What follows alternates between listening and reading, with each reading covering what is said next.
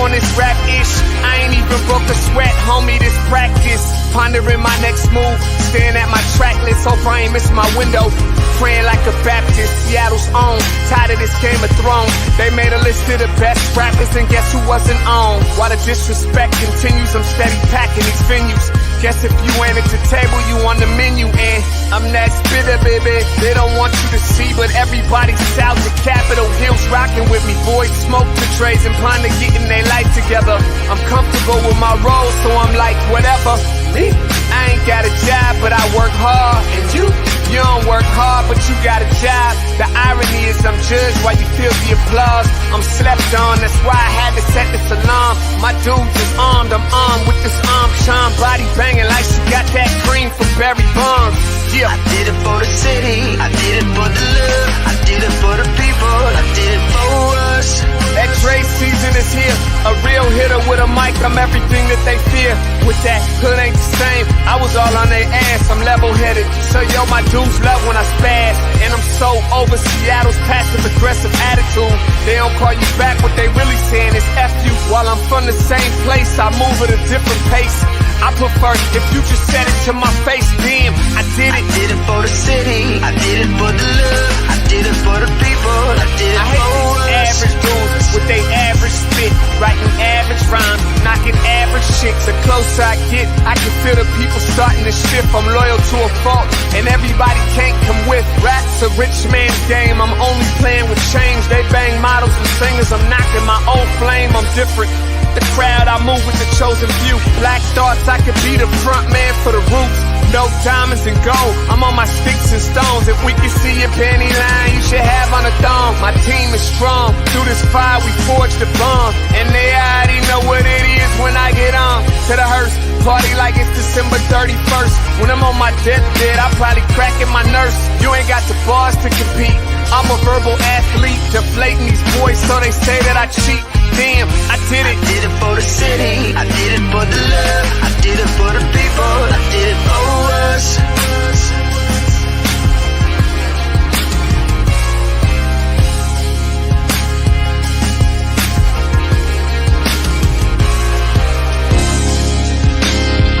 Yeah. I should probably start by apologizing for the long wait, man. You know, I know I be tripping. But I'm not just a rapper, I'm an artist. And, you know, my creative process is a little bit different than most. Nonetheless, I want to welcome everybody out to the Dre's Experience. I got TCF in the building. My whole camp's here with me. I got the band in here laying this cool-ass vibe. And I'm Seattle's own. Let's get into it.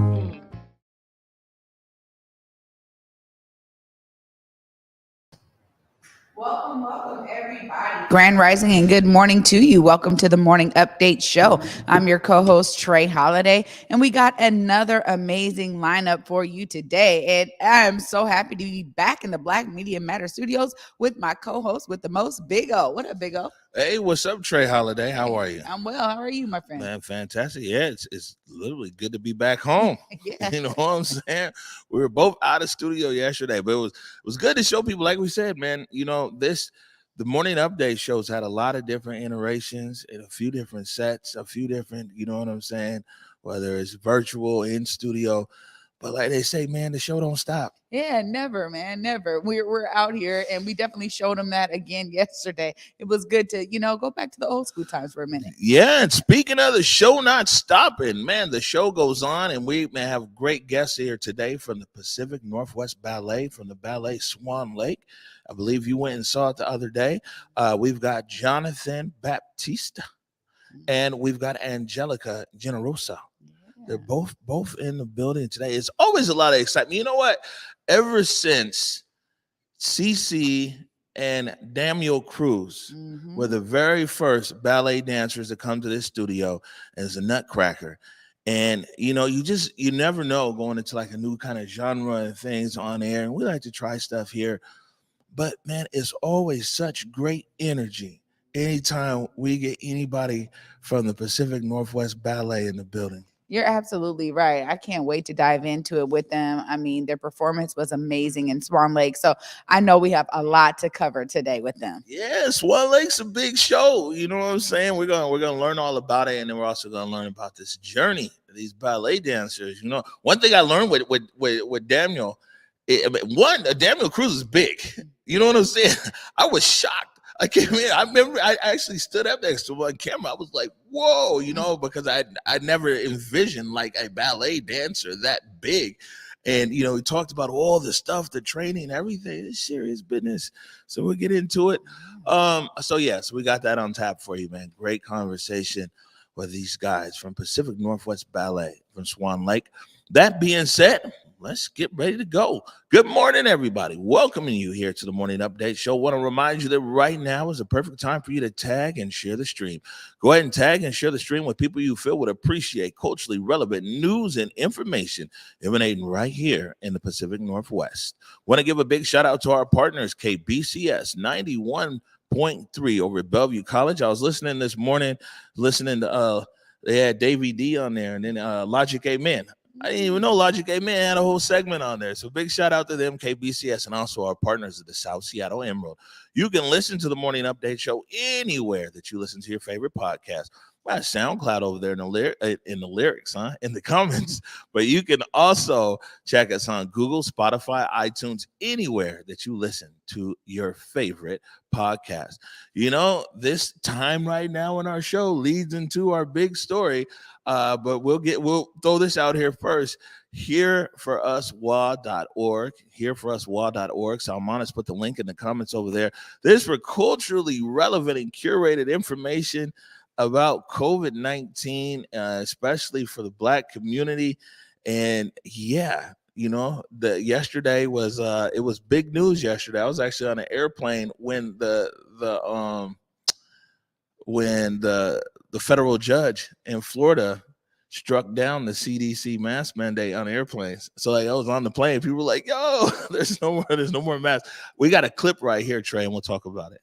The federal mask mandates for travelers, it is no longer in effect. Americans can now board planes. You can ride the trains without wearing your mask.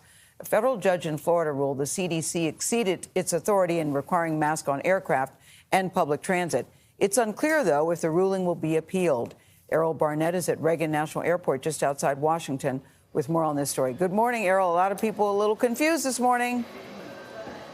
Yeah, that's right, Gail. Good morning, and for good reason. Look, here's what we know. Despite the recent extension, the raging public debate, and all the effort to keep this on travelers' faces, for the first time in more than a year, I can speak to you maskless from inside an airport. So far, there is no legal challenge to Monday's federal court ruling, so effectively, the government's mask mandate for travel is done.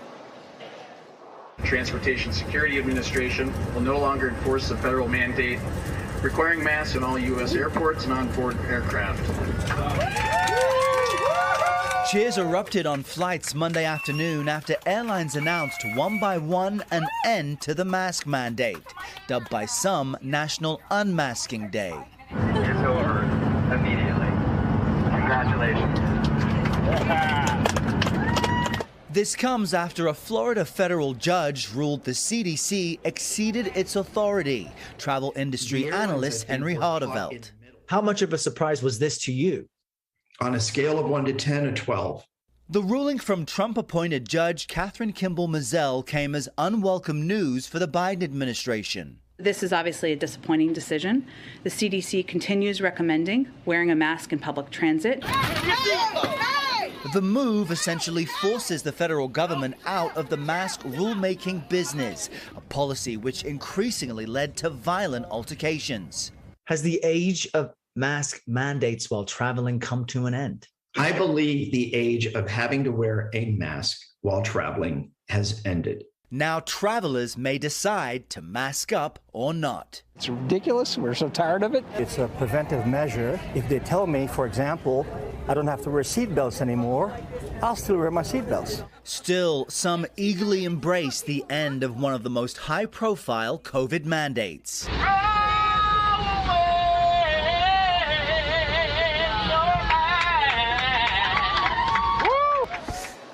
Pretty incredible there. Now, we want to clarify, this applies to all transit, right? Amtrak, your local buses, trains and subways and ferries. Uber has extended, or I should say ended, its mask policy for drivers and passengers. But there is likely to be some confusion along the way. Places like New York, for example, keeping mask mandates for state-run public transportation. And I should highlight to you that while I have my mask off now, around here at Reagan National, most travelers are still deciding to keep their masks on, so you should keep these handy.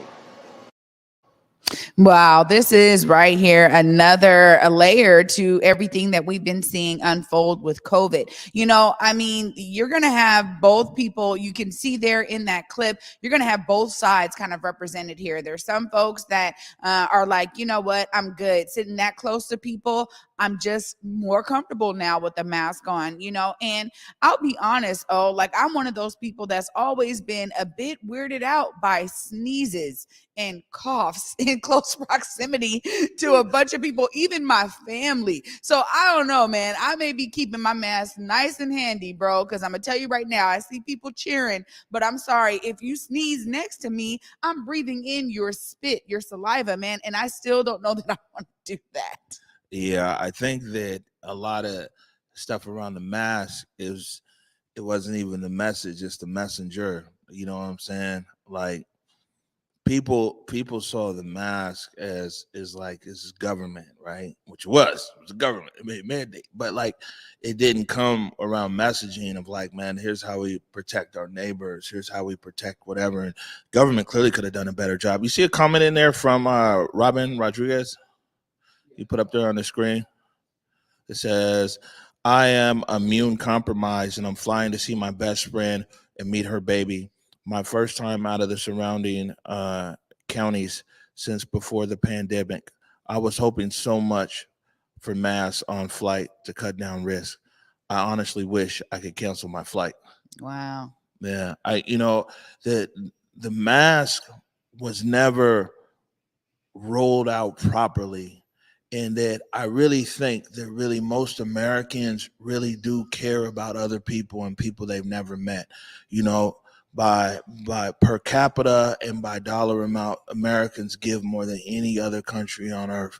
We're a giving, caring people, but something about this was able to supersede the conversation of humanity and caring, and it was go into politics and politicizing, and because of that, we would disregard the health and well-being of our neighbors, our community, and our family because we felt that it was important to make a political statement.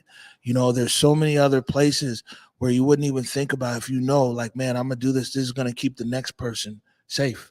Yeah, I mean, we've talked about this before too, because we have seen a lot of travelers coming from Asian countries that have been wearing masks way before COVID even struck. That was just a part of the norm for them. And I think you're absolutely right that, you know, there was missed messaging here with regard to this being a measure that you can take to protect yourself and those around you. This is something for me that I think we really learned through the pandemic. So, you know, I'm not surprised that we're going to have perspectives on kind of both sides of this, but ultimately, you know, whether it was the government or not, I think that there is definitely some degree of protection that we are giving ourselves and others around us by wearing masks. And so I think for me, I'm just, you know, like, hey, they loosened up the mask here and I still be wearing my mask, man. I mean, and it's like Buddy said there in that clip. It was like, if they didn't make seatbelts mandatory, I'd still wear a seatbelt because he's looking at it as a, you know, safety decision. Me, like, I'd be honest with you, you know, I ain't never like wearing a mask. You know what I'm saying? I mean, some people do. Some people are like, you know, it's fashionable, it's trendy. Cuddy made a whole business out of them. You know, you know what I'm saying? He got a whole matter of fact. Do I got my custom Converge mask? I might get it on the break. He made me a custom Converge one, but you know, I just think that there's a difference between, you know, disliking something, you know, and I mean, everybody's like, oh, we go along with the government. Government says this and that. And believe me, there's a lot of pushback on every level of government, which is crazy. You know what I'm saying? But, you know, wore the mask, never liked wearing the mask. You know what I'm saying? Understood somewhat what people were saying, and it was cool enough for me. Like, all right, well, she's gonna protect the next dude, cool. But I ain't never connected with politics. Yeah. Biden wants me to wear the mask, so I will, or Trump doesn't want me to wear the mask. Like, we gotta get away from that and make decisions really based, more localized. You know what I'm saying? Because that's who you impacted anyway. You ain't going nowhere near Biden ass, mask or not. You know Yeah. what I'm saying? Or Trump. Who you going next to is, like Robin said, somebody might be immunocompromised, might have this or that. And I think that if we really looked at this conversation in our direct sphere of influence or who we come around, we might think about it, you know what I'm saying, a bit differently. Like I said, the government did a horrible job, like the messaging or whatever. And then they had a lot of steam. And then, Fauci's here and there. And then, I mean, what started out as very concise messaging started to kind of get all over the place. And they tied all these public health agencies in knots. I think you're making valid points here. Oh, for me, it never has been because the government said so. It was really like, and I'm a person that has real sensitive skin. So the first times of me wearing the mask, oh man, like my skin was breaking out and stuff. I wasn't about that life. I was like, oh no, this is not for me. But then I realized that, as I'm wearing the mask and my sons are wearing the masks, the sneezes, man, were getting caught. And I was just like, you know what? I'm always like, did you catch that? Did you go into your elbow? Like, are you sure you actually secured that sneeze? So my kids know this and my family knows that I'm always one of those people that's been like that. So I realized, like, especially when I'm out in public around a bunch of folks I don't know, I feel more comfortable with it. But you are right. It definitely wasn't a politicized decision for me at all. Right. And, government also came with one size fits all and not taking into consideration the fact that, especially in the city. So when people talk about like, over in Asia, you see people wearing masks, this and that. You also have some of the highest population density on earth is there in Asia. It's the highest population density. Like, I mean, you go to a city like Hong Kong, you go to a city like Beijing, right? And so, yeah, but if you were to look here in King County, the population density is right here, like in the city of Seattle and kind of surrounding areas. But then you got areas of King County like North Bend, and you got areas like Carnation.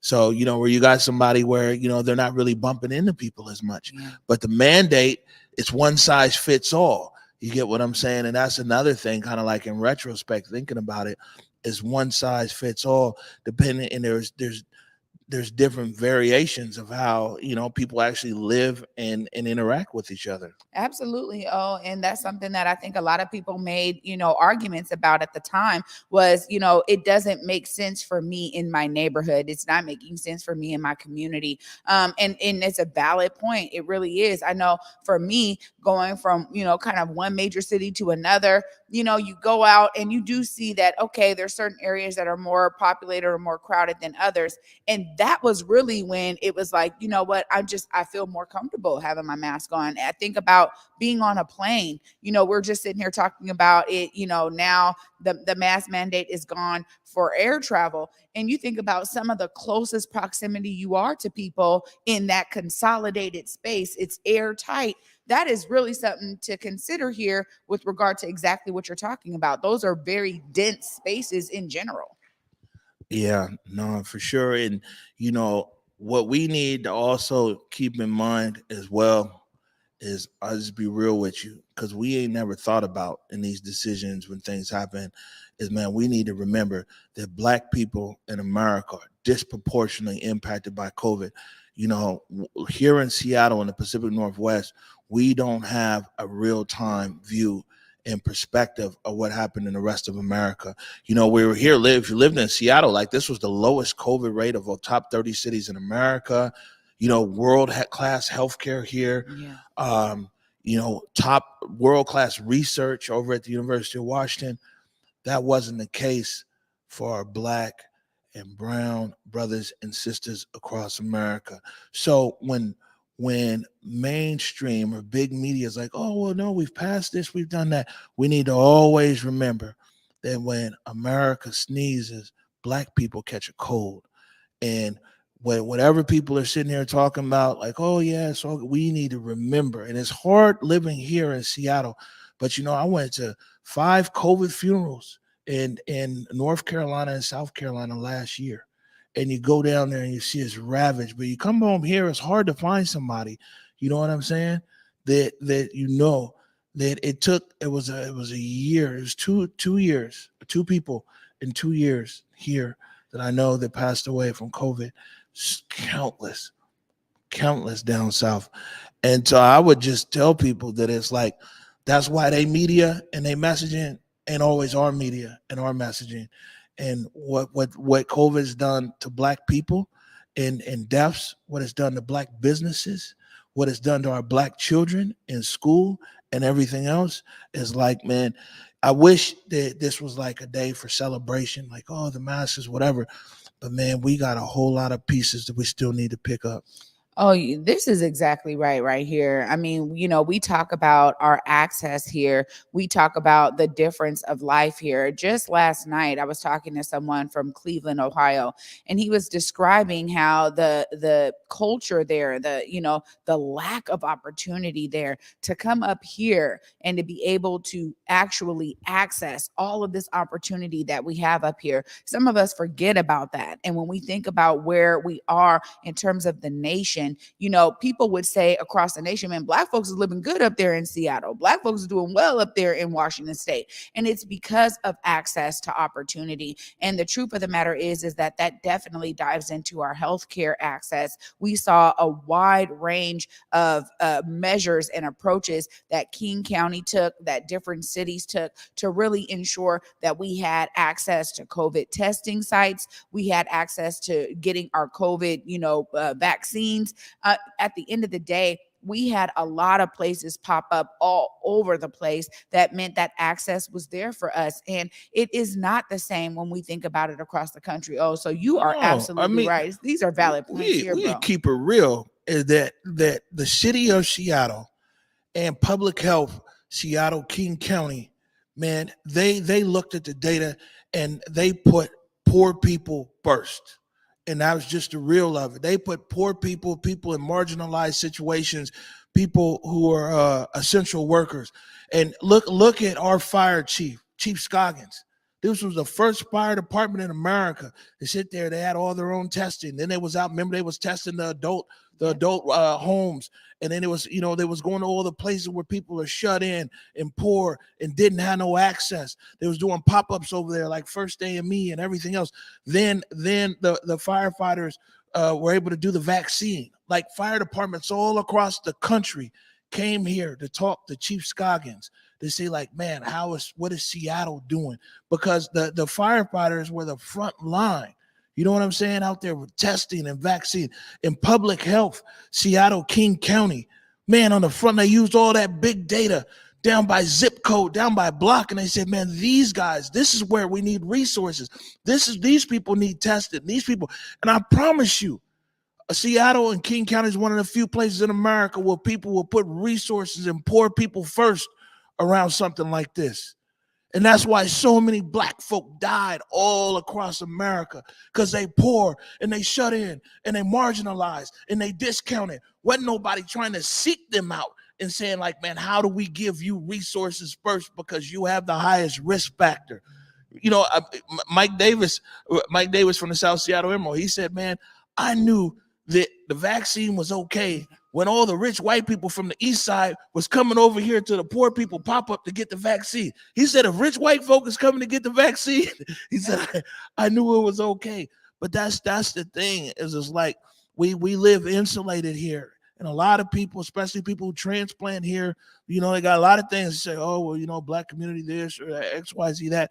But I'm going to tell you what, the city of Seattle and King County stood up for poor people. They stood up for those on the front line and most affected by COVID, and they continue to do that.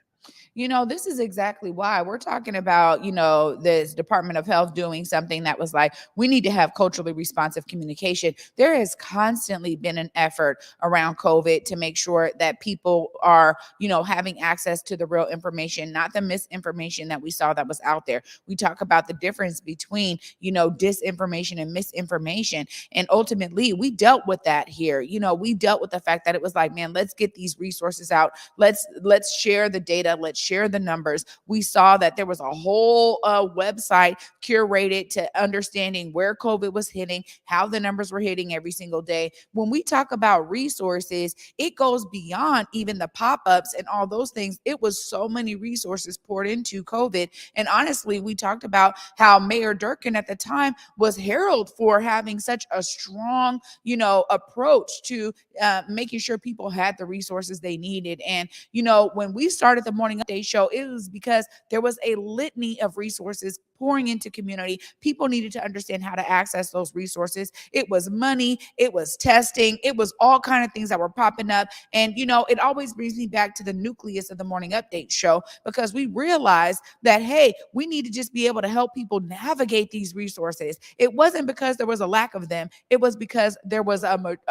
majority of resources pouring into community. Yeah, the day before we started the Morning Update show, the deaf chef was there, with Chef Tariq literally feeding the people on Yesler. And I was like, man, everybody's just kind of doing what they're good at in their own way to help people who are impacted by COVID. Next day, Morning Update show is because we saw other people in service to community. Great discussion here this morning. It looks like we could go on and on about it. But man, we got some stars in the house. We're going to take a quick break right now. When we come back, there he is, Jonathan Batista, dancer with the Pacific Northwest Ballet, Swan Lake. And, I know that you're going to talk to both of these guys, Trey.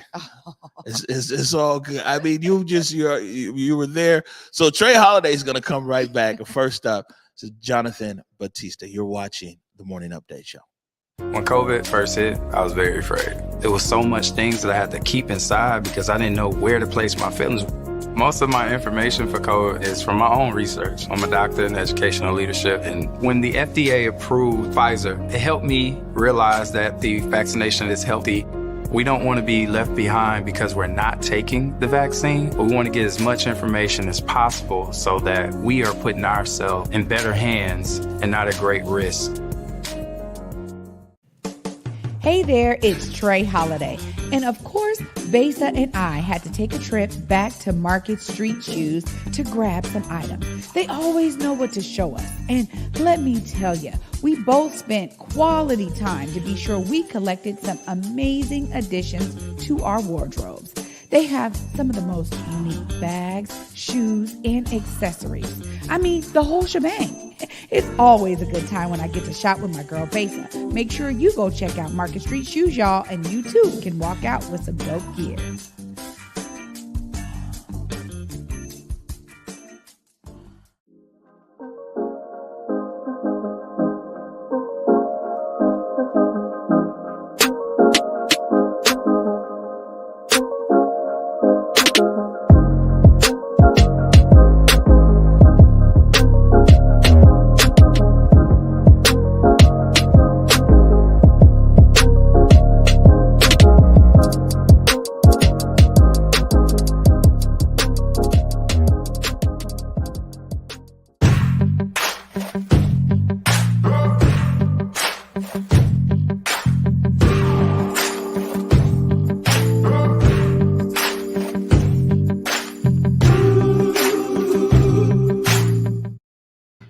Welcome back, everybody, to the Morning Update show. I am your co-host, Trey Holiday, and joining me right now, oh my goodness, I'm going to call him Sir Swan Lake himself, Jonathan Batista. Hi.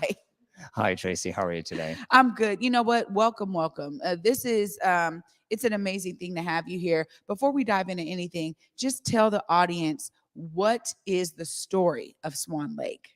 Oh, well, first of all, thank you for having me. The story of Swan Lake is a German tale. And it's about this one young lady who is hanging out by a lake, and she's attracted by the evil sorcerer, which is von Rothbart. and he transformed her into a swan. Now, in many versions, it suggests that he has a ton of swans or a ton of women, a few women that he has transformed into the swan, but she's chosen to be the swan queen. And well, there's this young man called Siegfried. He's a prince. And again, in some versions, it's suggested that he is 17 years old. Some versions he's 19 and 20. And he's under the, I'd say, the pressure to get married.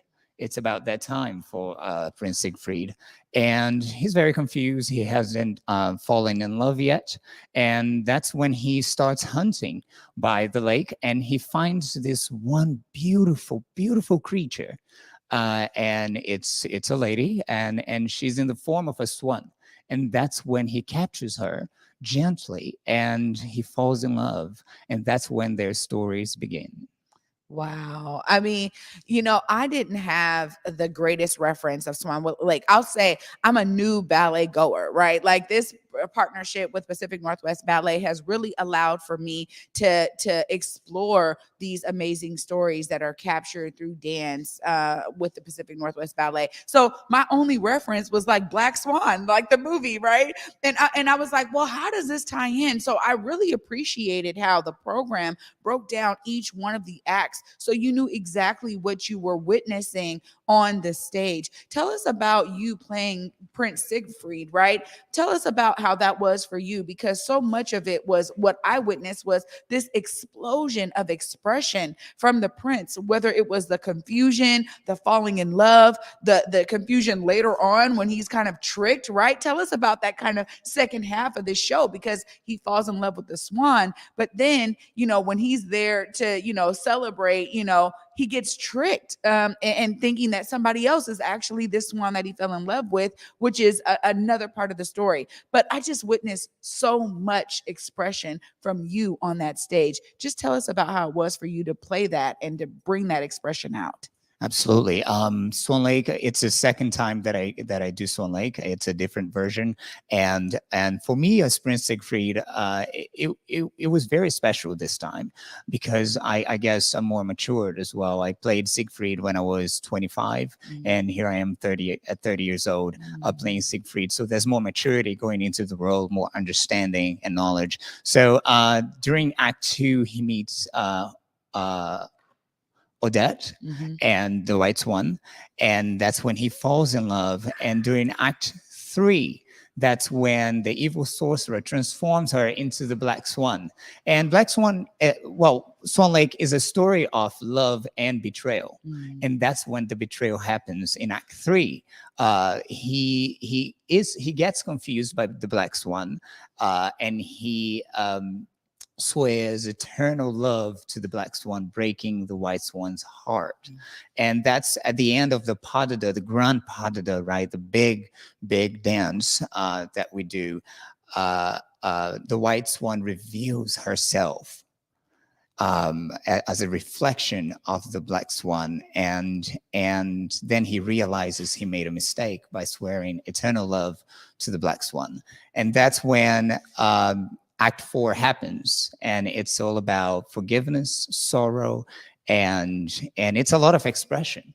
I think the ballet carries itself emotionally throughout Act 1, 2, 3, and 4, and it ends with a heartbreak.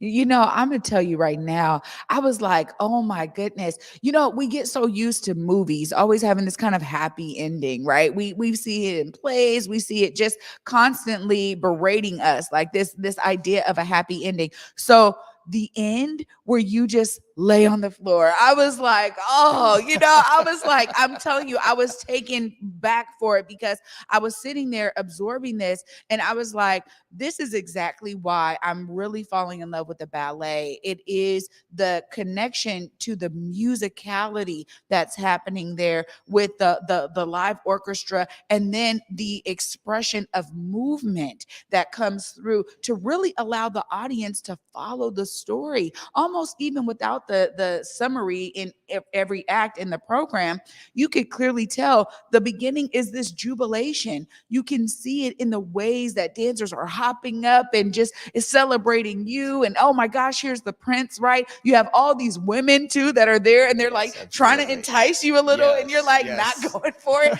I mean, all of that is very clear. How was it for you to work with this amazing cast? Because I know, we talk about lead roles often, but so much of that is based on your connection to everyone else. How was that for you during this production? It was really great.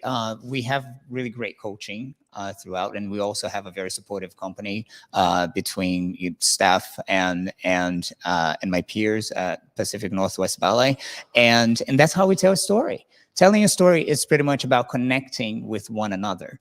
And that's how we are able to convey what we want to say within the movement.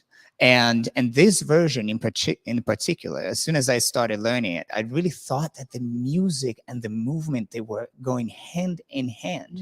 They were very particular with, let's say, an accent in the music and a step and what it meant to dance, what it meant to tell a story within that one movement or that one phrase in the music. And also, of course, you do have to kind of have a certain level of awareness to what is happening on stage, right? The princesses are coming through and they want to get married to the prince, but the prince is confused, right? And we have the mother, the queen mother, who is making a lot of pressure on the prince. So you have to get married. It's about that time.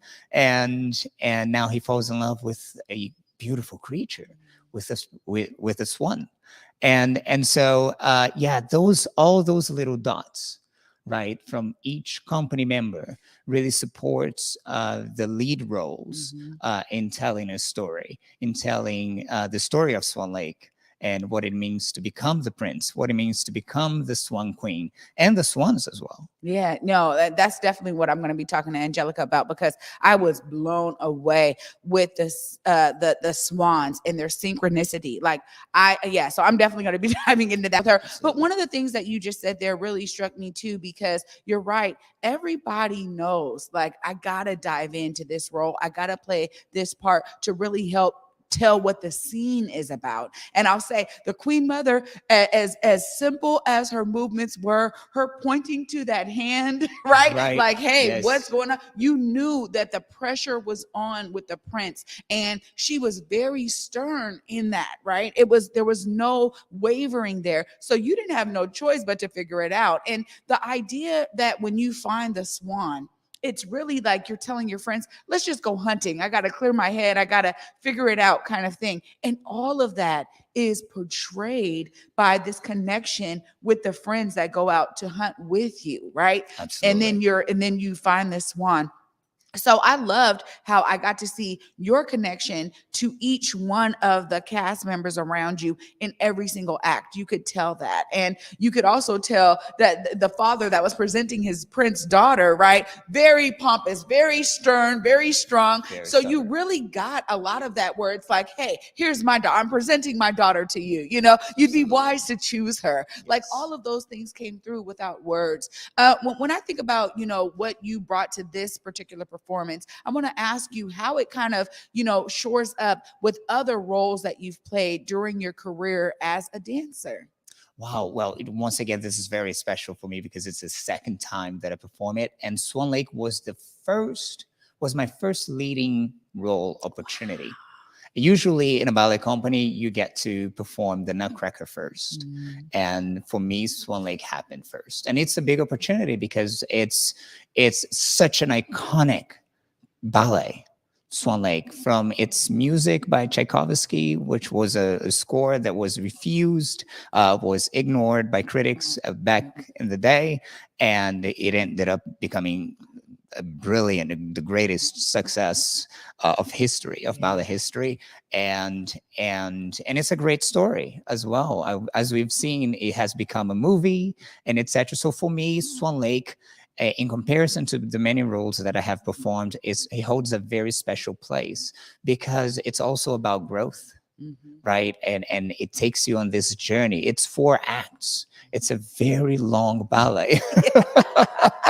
I was like, 3 hours. Whoa. Absolutely. But I was so entrenched with the movement, I didn't realize it was only because I had an engagement right after. So I'm like, oh, my next engagement's not till 4:00. I'm sure I'll be out of here in time. And I was like, oh, snap, I got to go. I got to go now because it was such a detailed way of telling this story. But lastly, I want to ask you before I bring Angelica on, we talk about ballet. It's very different from, theater or movies or whatever, because there's a set of stories that every ballet team, every dancer is going to do, right? You talk about these major ones, Nutcracker, Swan Lake. We see Romeo and Juliet was just there. There are these major stories. How is it for you? Because I feel like Swan Lake is really at the top echelon of so many of those stories. And you're talking about how iconic it is. But tell us about that, because there's this set of stories that you guys are going to do for every season, right? And it's kind of like you get used to it.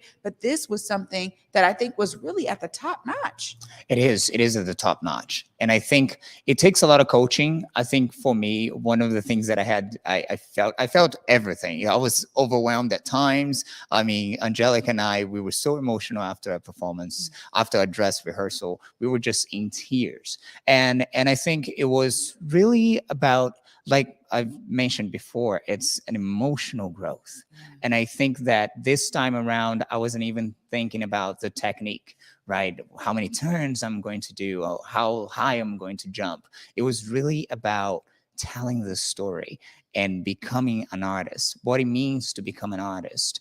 And that's what it is. It's the sum up of, connecting the stories, connecting with people, and how am I going to deliver to the audience? And I have to say, after COVID, this has been one of the greatest experiences ever.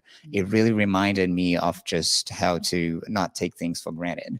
And I'm really grateful for this opportunity to be at the McCall Hall. I'm a new member of Pacific Northwest Ballet. I'm dancing with Angelica Generosa and my pals at Pacific Northwest Ballet. It's just been the greatest blessing. So for me, it's really about the growth and becoming an artist. There was a feeling of surrender. I just let myself go, become, and be present. And that was the difference for me when I was younger and I played Prince Siegfried. I think there was oh my goodness, I have to do this right. I have to accomplish this. And at this time, I just let it go and let it be. And that allowed me to accomplish more than I've ever dreamed of, really.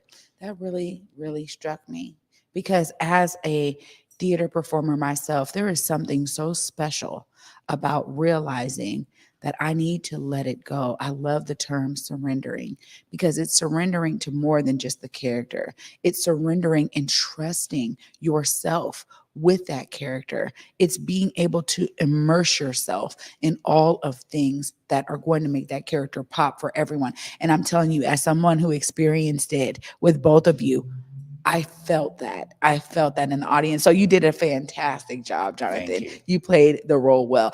Before I let you go, I know the ballet is still on. Please make sure you look right there in that camera. Let folks know how to come and see Swan Lake. Yes, please come see Swan Lake. We're still on until the 24th of April. And Angelica and I are set to perform on Saturday at 7 p.m. Thank you. There it is. There it is. Well, thank you so much for joining me right here on Converge Media for the morning update show in the Black Media Matter studio. We're so glad that you were with us. Thank you, Tracy. I appreciate it. Absolutely. Oh my gosh. I got to say, we're going to continue this discussion, because now we get to dive in after this short break with Angelica Generosa. We're going to hear about her playing the swan that we keep hearing about in Swan Lake. You guys stay tuned after this short break. You're watching the Morning Update Show. Hey there, it's Trey Holiday. And of course, Besa and I had to take a trip back to Market Street Shoes to grab some items. They always know what to show us. And let me tell you, we both spent quality time to be sure we collected some amazing additions to our wardrobes. They have some of the most unique bags, shoes, and accessories. I mean, the whole shebang. It's always a good time when I get to shop with my girl Besa. Make sure you go check out Market Street Shoes, y'all, and you too can walk out with some dope gear.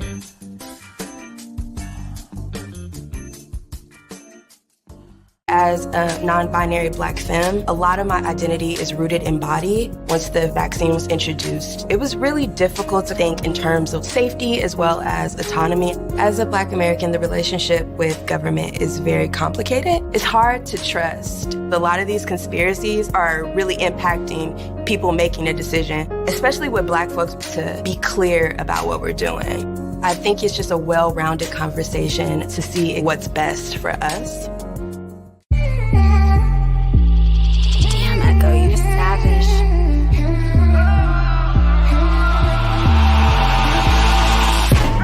Baby, getting that roof, Chris. Short temper, so you know I'm kinda ruthless. Bad pass, roll one, time to elevate. Yeah, part-time smoker when I medicate. Big step, a couple hoes up in the Dino. Fly 'em out to Vegas, couple just in the casino. Mean rep, I had to earn it, others buy it, money burning. I work harder, I deserve it. You a groupie, you a bird. I'm a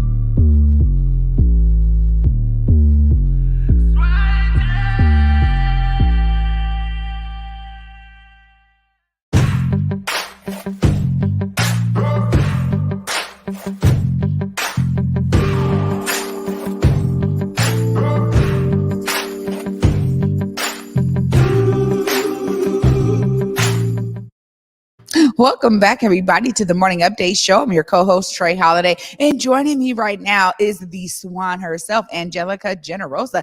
Welcome. Hi, I'm so excited to be here. Thank you. You know, I'm excited to have you because I'm telling you, I was really fangirling out. I went and I was really just like soaking it all in. But before we dive in, I want to hear a little bit about the behind the scenes, the journey, because we know there's so much effort and work that's put in to make these kinds of productions happen. Tell us a bit about that journey before you guys actually showcase this amazing show to the audience. I mean, well, first of all, growing up, I never expected to be the Swan Queen. So to be in this position right now, I'm very, very grateful and humbled to even get to perform and have this opportunity. The journey, for sure, we had about like 3 weeks to rehearse. And when we were both casted together, we were super excited. We developed the partnership. We had a lot of coaching, long hours of learning a lot of choreography and remembering all of it, and trying to get the character development as well, as being like the Swan Queen or being the prince, and telling the story, as Jonathan said. That was the main focus of it. It didn't, like he said too, to let go and really be those characters. That was super important to show. So that was our journey. You know, I mean, he talked about this emotion you guys had just after the dress rehearsal, after all of that practice and rehearsal, and to know like, oh my gosh, you know, we're doing this, you know, we get the opportunity to do this. I mean, as a dancer growing up, you probably, you know, put the Swan Queen at the top bracket of like one day. So when we think about that, there's this whole buildup of emotion too to get you there. Tell us about that for you, because I mean, it came across to me as somebody that was in the audience, just how elated you were to play this role. Yeah, I was super elated. I was so proud too, with all of the hard work that we put into it.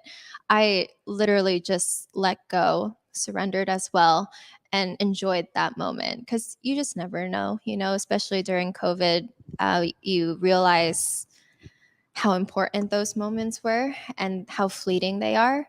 And to get to have an audience, actually my family and my fiance, like a lot of important people in my life came to the show. And that was everything for me. That's why it was so emotional to get to be back on stage, to get to be dancing with an amazing partner, with amazing company, and have everyone together again. That was the light and the joy. And I hope I showed that, because I felt it. You did. Yeah, you did. And I'm telling you, I was I was sitting there. I'm so glad because I sat in the back. Okay, right. And I was like, I'm going to soak all this up. I didn't really leave. I think I went to the restroom during one of the breaks one time, but I just sat there in my seat the whole time. And at one point, a Black woman who comes to the to the dances all the time, because it's a ballet, she's like probably has season tickets. And she came up to me. She goes, "Oh, you could come down and sit next to us." And I had a seat that was closer, but I just was like, you know what? No, I really enjoyed being kind of in a row by myself and just sitting there and absorbing this. And I gotta say, one of the top moments for me was in Act 2 when all of the swans come out. Oh my Amazing. God. I mean, I was like, talk about synchronicity of movement. It is a millisecond between one move to the other that really paints this entire picture. Tell us about just that moment working with all of these swans and having to be that particular in your movement. Because it was Totally. beyond phenomenal. I mean, I started off that way as a corps de ballet dancer, as an apprentice, doing the core work. And I know how hard it is. All of those hours of standing, making sure you're behind someone or you're the leader. And it takes so much passion and devotion to it. And now, as being Odette and Odile, I feel them around me. And because I was once there too, and you feel their energy, and to have that camaraderie and to be all together, it's really rewarding. And it's so beautiful. It's so cool to see a flock of swans come out and just like create formations and dance all together, and you feel the energy. So, you know, I mean, I literally may have to reach out to Leah once again and be like, I think I need to come one more time before you guys are done. Because it was, I mean, for me, it was just that phenomenal. And honestly, I guess I didn't know what to expect. Again, I had never seen it. I didn't have a full grasp of the story. But as I was just saying to Jonathan, the ways that you guys played those characters, it came out so perfectly. Thank and you. You just answered something for me, because I was going to ask, did you also play the Black Swan? Because they have those moments of him kind of remembering, and the White Swan is behind trying to tell him like, wait, you're making a mistake. Totally. But it was you playing both roles. Yeah, it's quite a quick change, let me tell you, to like put or to take off like a very sweaty costume and then putting on another one and with a headpiece. And you also have to change your character completely. Yes. Like you are nowhere near what White Swan was. And so it's really fun, actually. It's fun to play two characters in one whole ballet. Usually you tend to stick to one character. So I really enjoyed that. And yeah, it's just fun to play. You know, that also, I think, bodes to me what we saw in the movie, because Black Swan, the movie, was so critically acclaimed, right? And I didn't have a good frame of reference for why, oh, is it a big deal? But you just really, you just told it all, because you're so right. The movement, the sharpness of the Black Swan compared to the grace and fluidity of the White Swan, it is like two amazingly, it's like a 180. Yeah, literally. She's very evil. Like she's trying to trick the prince into marrying her instead, and the White Swan as well, she's going through a lot. She's a swan, but she wants to fall in love and she wants to be a human again.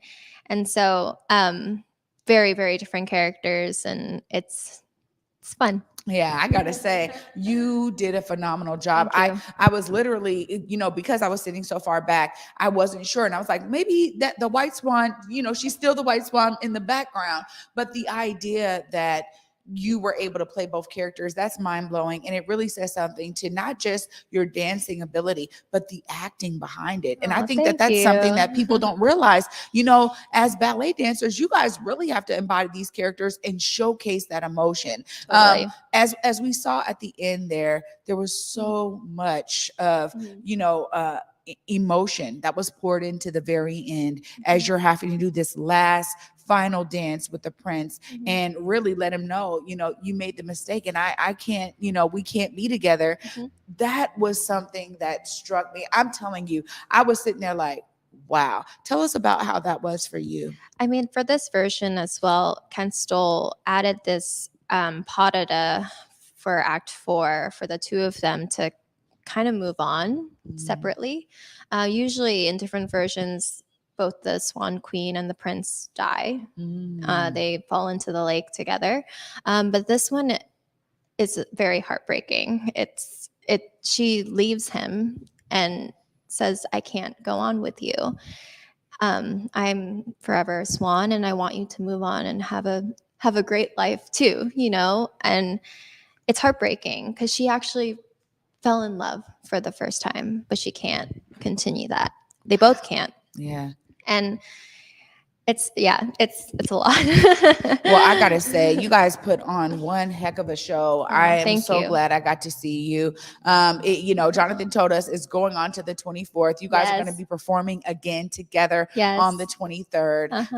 I just gotta thank you, Angelica, for all that you poured onto that stage and for bringing your grace and presence here to the Black Media Matter Studios for the Morning Update Show. Thank you so much for being with us today. Thank you. I appreciate it. My goodness. Amazing.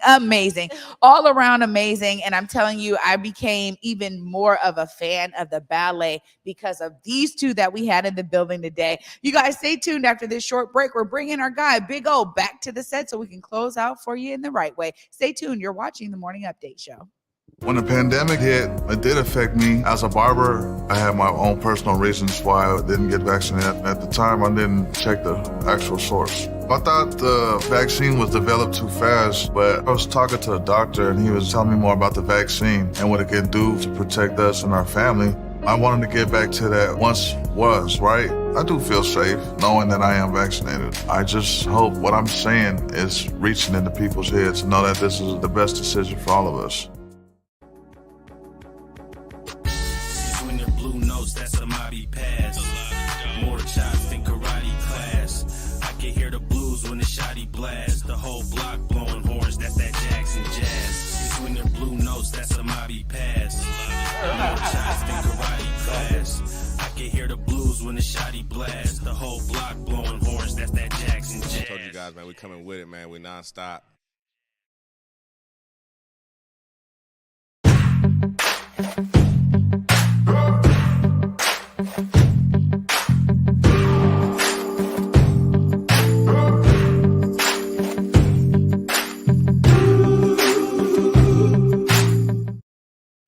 Welcome back, everybody, to the Morning Update Show. I'm your co-host, Trey Holiday, and I promise you I'm over here buzzing, man. Big old great show today. Yeah, it's all you. But now I know how you went and saw Swan Lake, and yeah, you really, really enjoyed it. And so that's why I said, let me make some space and grace over here. You know what I'm saying? And I so appreciate you. It was like a fangirl, literally talking to both of them. Because I know I saw. And after you see it, you'll you'll experience what I experienced. I know, hands down. I think one of the best things too is that we've kind of become so entrenched with the ballet that we no longer even look at it as this intentional effort of ballet to reach out. But I think it's important that we don't ever forget that as well. And that the Pacific Northwest Ballet was like, yo, I think we can do better. And on top of that, there's a lot of Black people that are in the ballet or open to it, but they've never had an invitation. Mm-hmm. They've never had an invitation. They've never had an opportunity to feel welcome. And I think the one thing with Pacific Northwest Ballet and the team over there is that it's sincere. It's sincere relationship and all these emails back and forth and everything, the communication. So I just want to acknowledge that because, the thing is we've had so many ballet dancers now on the Morning Update Show. But it's just part and parcel. It's just, you know what I'm saying? It's every day. But if you were to ask us a year ago, be like, man, you got ballet dancers on there, Big O? What's going on with the Morning Update Show, dog? You know what I'm saying? I need to come and do my album. Right. But I just want to take a second and really, really acknowledge that. And this is the way that it should be. You know what I'm saying? And like your excitement, how you're like, man, you got to go and see it. You're on my head. Oh, you better go. You better be there Saturday. but you're impacting people in our community who see you and like, man, Trey, I went to that. She said it was cool. Let me go check out the ballet. Absolutely. Let me do something new. Maybe I got something different now for date night. Maybe I got something different to do, for we hang out with friends. Remember, Cece was like, she was like, this is a good one to get all your girls. Go see the show. Drink after. Right. Girls night out. Absolutely. Girls night, Absolutely. yes. And I love that you talk about the intentionality. We see so much coordination goes into securing these guys to come right here to the Black Media Matter Studios and to interact and engage with us here. And you're so right. Shout out to everybody who's a part of that effort, because I'm going to tell you, I'm all the better for it. It would be one thing if we just got tickets, to go and see it.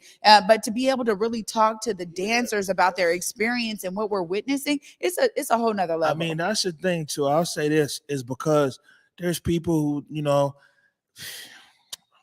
we ain't got enough time. It's the top of the hour, but I want to give some free advice. Can I hit the camera right here?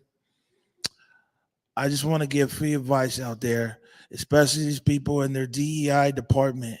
Is like, you're not pushing or helping the culture if you're sending Converge 2 free tickets.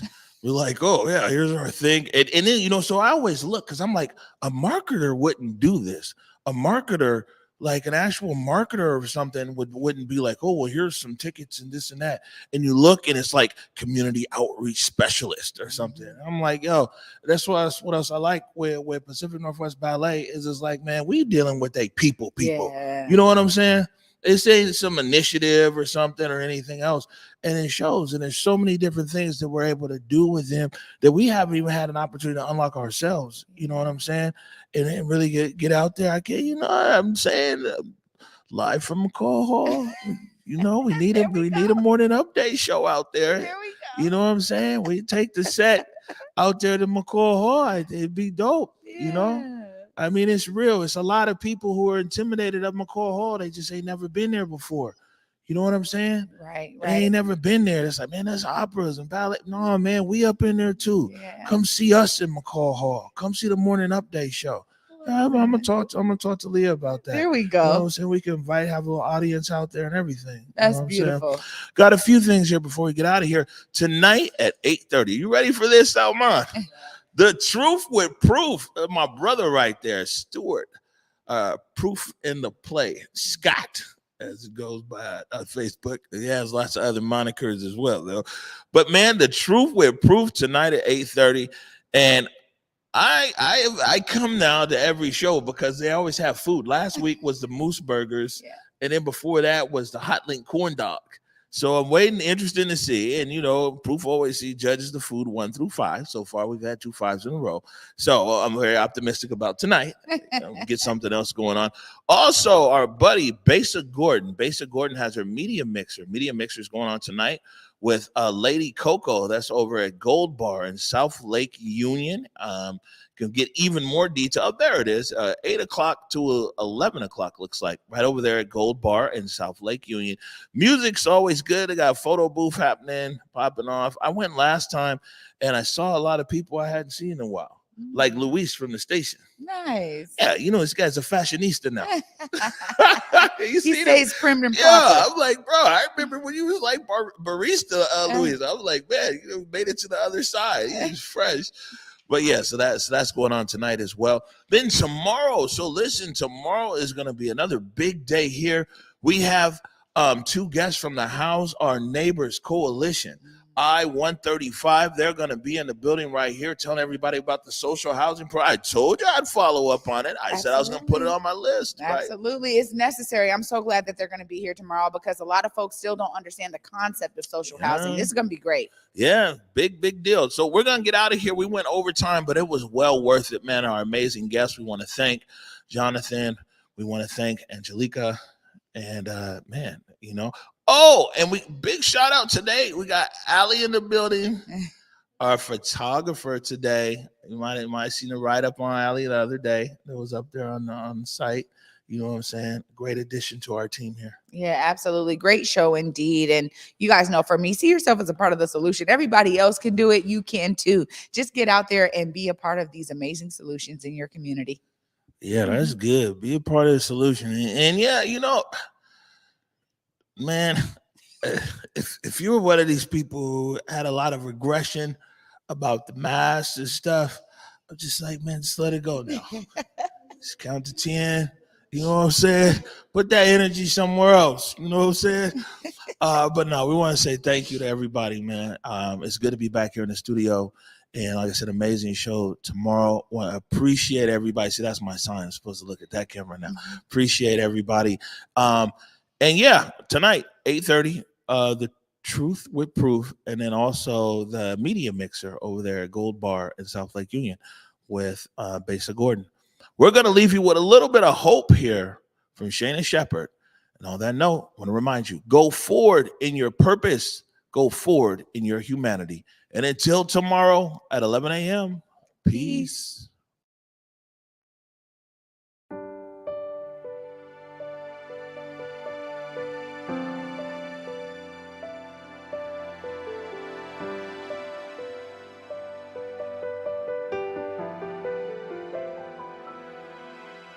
What do I see through a lens of fear? 1,000 little steps to go. What do I fear after all these years? Lord knows I don't even know. I've been running on the edge of a sundial, sleeping in the shadow. I've been begging you to see me, then hiding beyond the unreachable.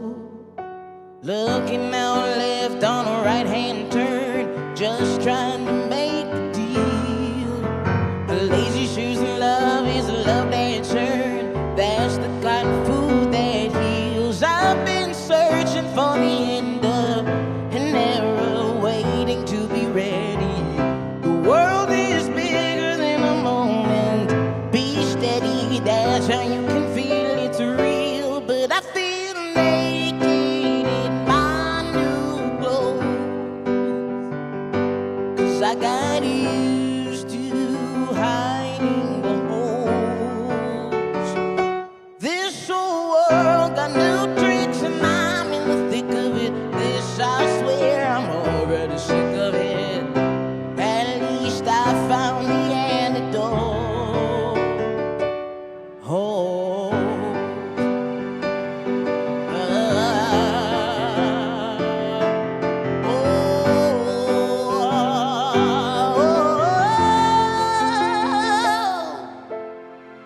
I know no one is a shadow. I know no one is a shadow. I know no one is a shadow. I know